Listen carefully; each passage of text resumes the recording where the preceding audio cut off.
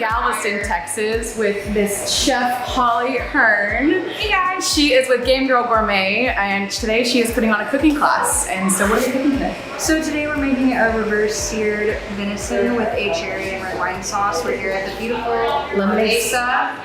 So I'm very excited that Chef Mary Bass would let us come in and is gonna let us teach a class. Yeah. Let's get started. Yes, let's do it. Are any of you guys hunters or outdoorsmen? Yay! Yeah.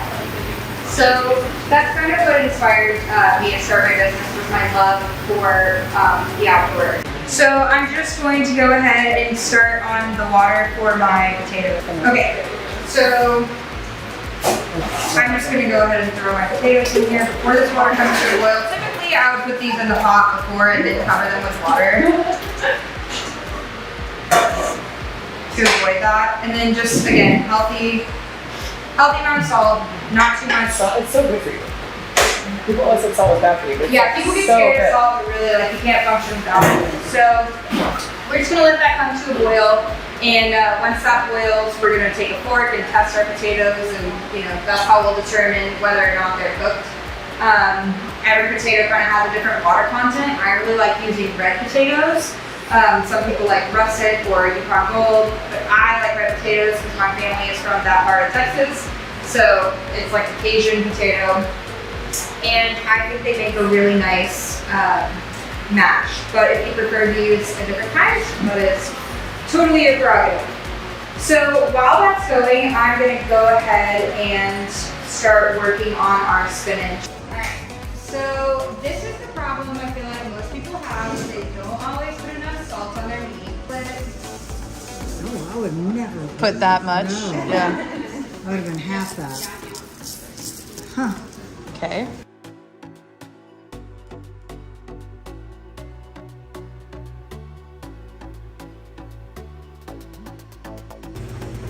So what are you checking for whenever you think it's done in there? Is it just like a time thing? Because I see you have 10 to 15 minutes here as well. Yeah, it's kind of just a doneness thing depending on your preferred level of doneness. I think we're going to do everything to a medium rare because that's kind of the ideal temperature for cooking wild game meat.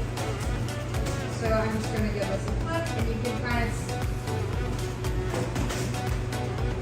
kind of see that this is getting a little bit brown, and so that reaction is taking place to let you know that it is cooking. And the point of flipping it is to ensure that it's in contact with this metal, right? So you want to ensure that the browning that's taking place is even on both sides.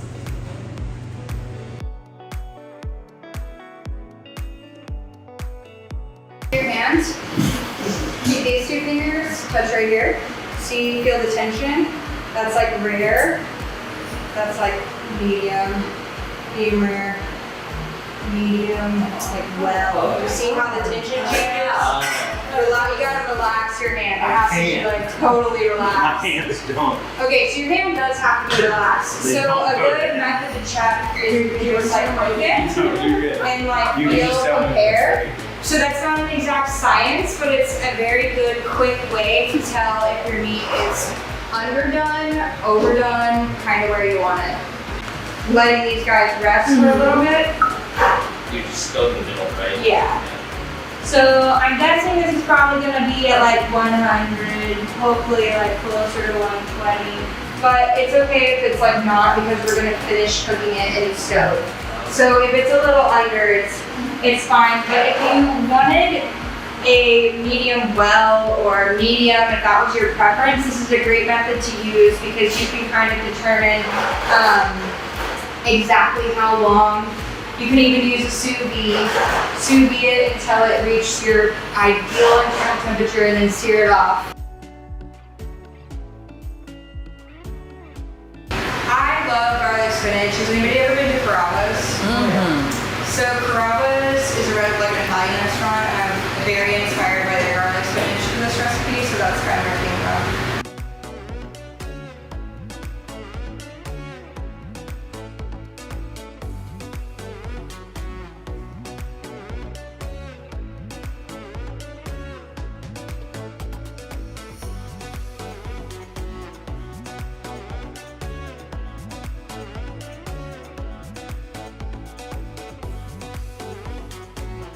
I really do, I'm a fan of salting as you go.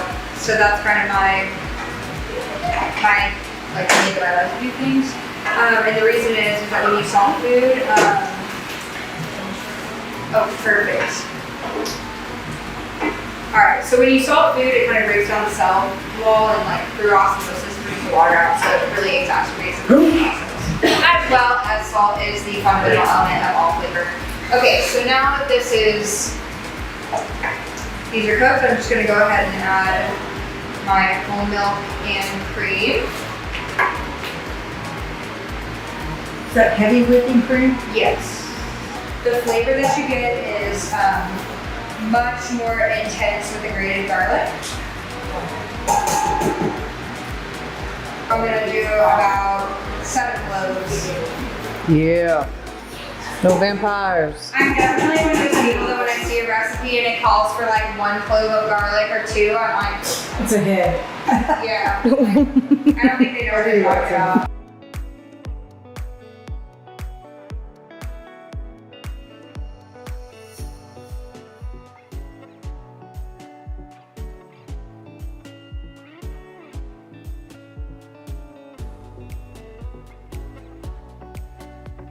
Now if you want yours cooked a little bit more than rare, medium rare, you can just let it sear a little bit longer. I can tell, so this was one of the top oven steaks, so I'm doing my little method, touching it. This one's gonna be pretty rare, which I like.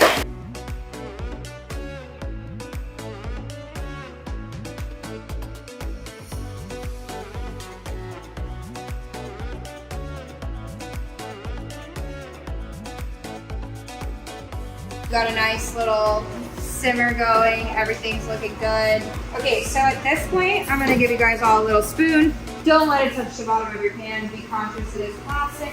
But just taste your sauce and see if it needs any salt or pepper, and then add accordingly. Sorry. No, mine tastes great.